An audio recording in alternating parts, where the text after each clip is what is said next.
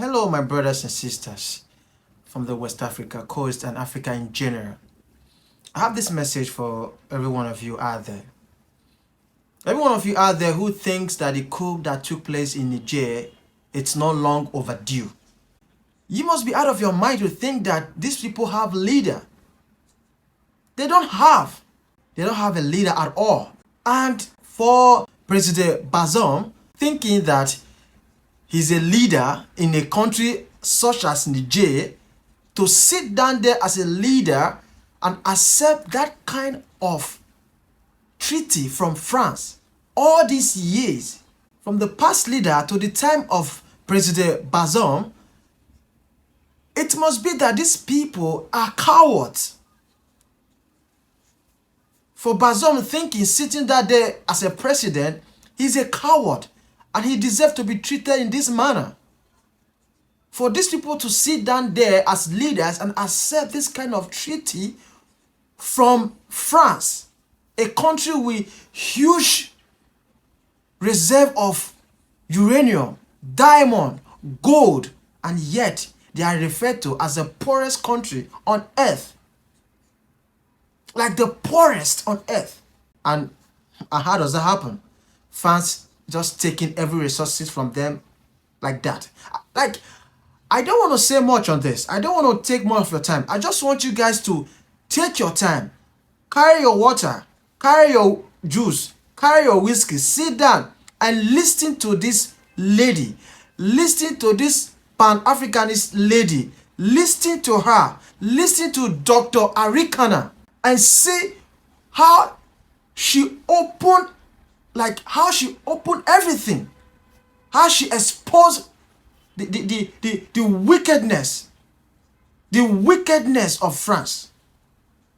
So for every African country that has ordered France, that are sitting down there in the name of I am a leader, I am a president, and allow this kind of impunity to happen in their country, in the name of I am a president, allowing them, like their citizens, to suffer while France is taking away all their resources, and they give back in return peanuts of aid as regarding them as the poorest people on earth.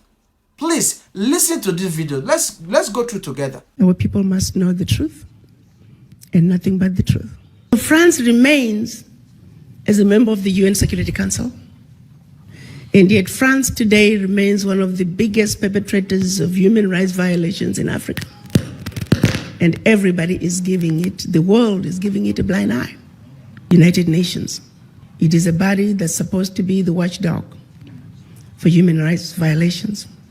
France remains the biggest risk to peace and security in Africa today, and nobody is talking about it. France did something absolutely deplorable. Made the former colonies, because they still are colonized, sign a document which they called the Pact for the Continuation of Colonization. Dig this. On one hand, we're giving you your independence, but on the other hand, sign this document that you are agreeing to continue to be colonized. So two countries said, no way, Jose, we aren't doing this. Guinea and Mali. The French could not understand it. How could an African country dare not want to be affiliated with France? So in their anger, history tells us that they went into those two countries, took everything that they thought they had brought, proceeded to pour concrete into the sewage pipes, completely devastating the two economies. This was also done as a way of letting the other countries know that should you refuse to sign this document, this is the fate that awaits you. So the rest of the country signed the Pact for the Continuation of Colonization remains in place. What is special about this? The Pact for the Continuation of Colonization said, 1, you shall deposit 85% of your bank reserves with the French Central Bank under the control of the French Minister of Finance. The French government will take all your monies, collectively invest your monies in the French stock market under the French name. And you don't have to know what the returns are. Should you wish to access some of your money, keep in mind that countries are now left with only 15% of their reserves. You have to submit your country's financial report.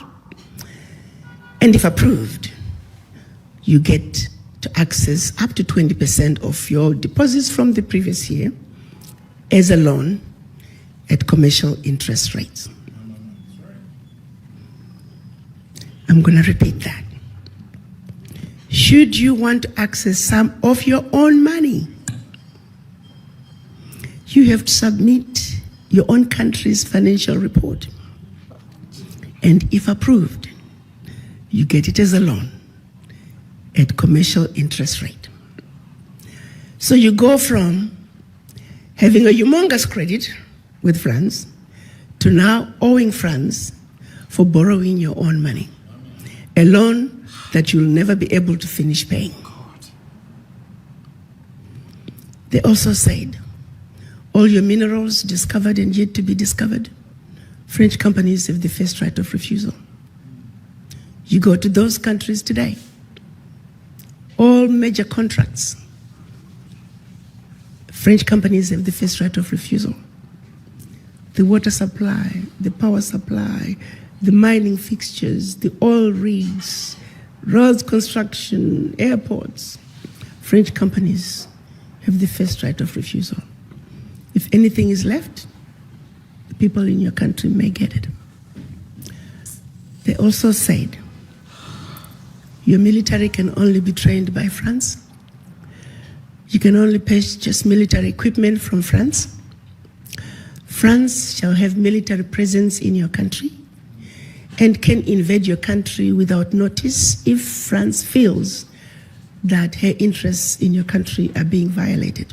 In the past many years, we've had 67 coups in Africa out of 26 countries. Of the 26 countries, the coups, 16 coups, 16 countries were former French colonies. To date, 22 African leaders were assassinated during a coup, documented all of them. France was behind it, simply because France felt they were quote-unquote threatening French interests. Countries are still depositing their funds to France, do's and don'ts as stipulated by the Pact for the Continuation of Colonization. You have given up your financial resources. You have given up control of your natural resources. You have given up your military. What power do you have? Today, because of the Pact for the Continuation of Colonization, France alone, that little bitty country, is taking out of Africa over $500 billion. Over $500 billion. And by the time they finish investing that money into the French stock market, they're realizing trillions of dollars in any given year. Park that. The watchdogs for corruption are saying out of Africa, 50 billion gets out of the continent from corruption. The question I have is, why has it been so difficult for us as Africans to say enough is enough? You can see that. It's a shame. Like, it's a shame. And these people must be cowards. So if this thing has been happening all this while, across all the former France colony, and yet there are people there calling themselves presidents, parading themselves as president, why their citizens are suffering, like they are swimming in abject poverty, and yet they agreed to this kind of delusional, and I don't even know how to put this kind of madness. Like a situation where another country is in charge of your wealth, all your resources, all your money, and you parade yourself as a president. Can you tell me, or can you disagree with me, that this coup that took place in Niger has not long overdue? It has long overdue. So after listening to this, you can see why the Nigerians are so happy and jubilating, celebrating the military. And I hope and I pray that this military personnel that took over this Niger should know why they did this, and they should do the needful to set the country in the direction that it's supposed to go, to liberate herself and its citizens to the greater height and for the benefit of the entire West Africa and Africa in general. So please do share this video, share to all your friends and family, for them to understand what France has been doing to all his former colony countries. Share this video to them.